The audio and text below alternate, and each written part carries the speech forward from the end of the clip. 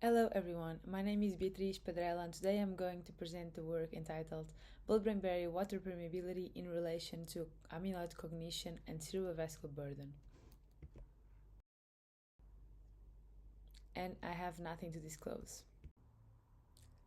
Alzheimer's disease is defined by the ATN framework, amyloid, tau, and neurodegeneration. However, there are still lots of questions on what are the pathways that trigger the initial stages of Alzheimer's disease. Recently, there has been an increasing interest investigating other pathways, including vascular damage, lymphatic system, and inflammatory processes. And we know that one structure of the brain that is related to all of these pathways is the blood-brain barrier, BBB. The blood-brain barrier is involved in most of these processes, as it is a structure that protects the brain against circulating toxins in the blood. So, investigating the disruption of the blood-brain barrier can give us more insights about the initial stages of cognitive decline. It is possible to measure BBB permeability using gadolinium with MRI. However, gadolinium is a big molecule that will only cross the blood-brain barrier in later stages of its disruption. So, as an alternative, we can use water as a contrast agent because it's a smaller molecule that will able probably to detect slighter changes in BBB dynamics and does not require the use of contrast agents. So, for us to use water, we can use then arteriospin labeling MRI. ASL MRI is a non-invasive technique that magnetically labels the water molecules in the feeding arteries of the brain and acquires an image when the water is at the capillary sites. So we are able to follow these labeled water molecules through the brain and generate quantitative serial blood flow images. And of course, if we use multiple PLDs, so post-labeling delays ASL, we can then acquire where the water is along the vascular tree of the arteries of the brain and also calculate the arterial transit time.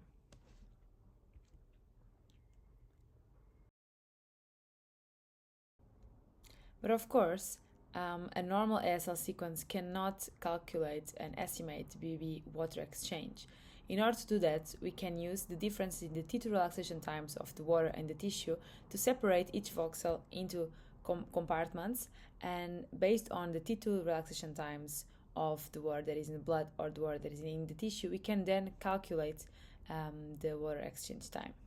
So in our sequence, we have a multi-post labeling delay to calculate CBF and ATT maps, and a multi-echo readout that based on the T2 relaxation times, it separates the water that has or has not crossed the blood-brain barrier and how fast it does. So we can calculate BBB time of exchange maps. And just for your reference, the lower the time of exchange, we assume it as a proxy of BBB, faster BBB water exchange.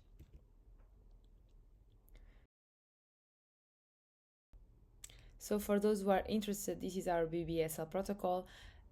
It includes two sequences. Both of them are timing code ASL Hadamard scheme for the labeling, and we have Hadamard 8 with 8 PLDs, 7 TIs first, and then we have Hadamard 4, 4 PLDs, 3 TIs with multi-echo readout. So this is a peak alpha timing code ASL 3D grays readout and multi-echo with a total of approximately 7 minutes with ASL and M0 including acceleration factors. And for the modeling, we have included this FSL Faber quantification algorithm in ExploreSL, which is a Bayesian algorithm that in this case it uses a 3-compartment model. So it also has a compartment that is in the arteries before reaching the capillary site. So with this 3-compartment model per voxel, we fit the data and calculate the time of exchange.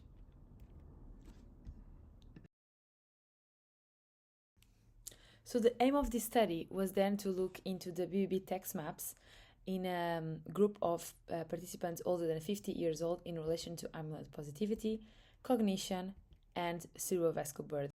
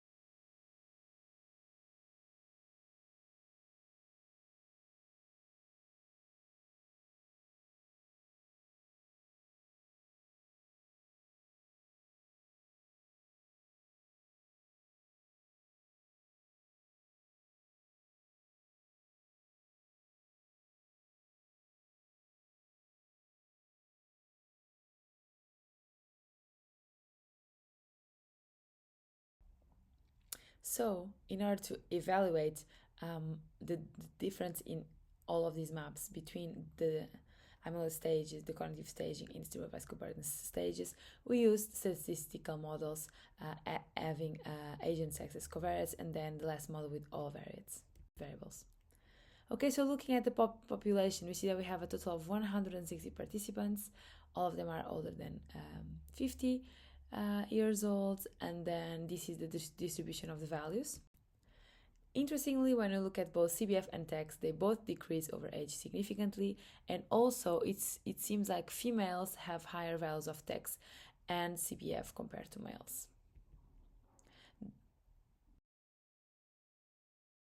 Then, when looking into arterial transit time, it increases over age as expected, and there are no difference between males and females.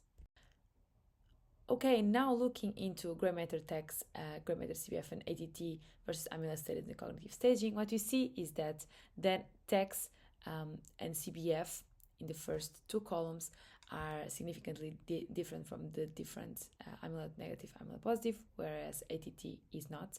And when looking into the cognitive staging, it feels like gray matter TEX already differs significantly from cognitively normal to subjective cognitive decline, whereas CBF only between cognitively normal and mild cognitive impairment. And ATT does not change. And then, of course, after correcting for agent sex, these relations disappear though.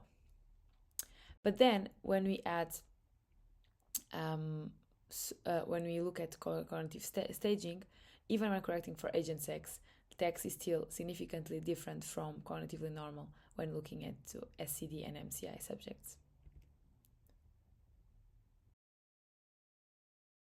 And these are average maps of TEX just for you to have a reference.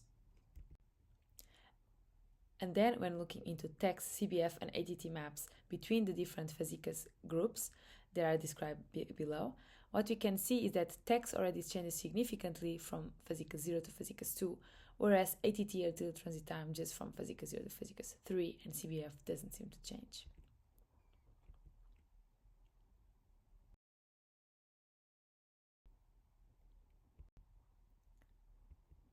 And then after correcting for agent sex, it seems that TEX is still significantly different from fascicle 0 when it's fascicles 1 or 2, whereas CBF doesn't change and ATT only in the last stage.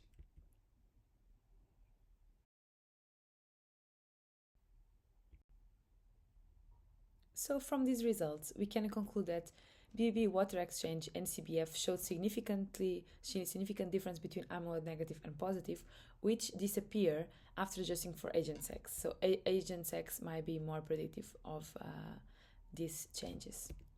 Then, when we look into the cognitive staging, both BBB water exchange given by TEX and CBF change between cognitively normal and mild cognitive impaired, but TEX also changed already between cognitively normal and subjective cognitive decline. So seems to be an earlier change. Then when looking into fascicles, so cerebrovascular burden, what we saw is that TEX was already different from fascicle 0 when a person had fascicles 2, whereas ATT only changed when we saw fascicles 3. So this, of course, suggests that BBB-ASL water exchange is sensitive to cognition and cerebrovascular burden and might be more sensitive than CBF and ATT in early stages. Thank you very much for your attention, and you can contact me for any questions.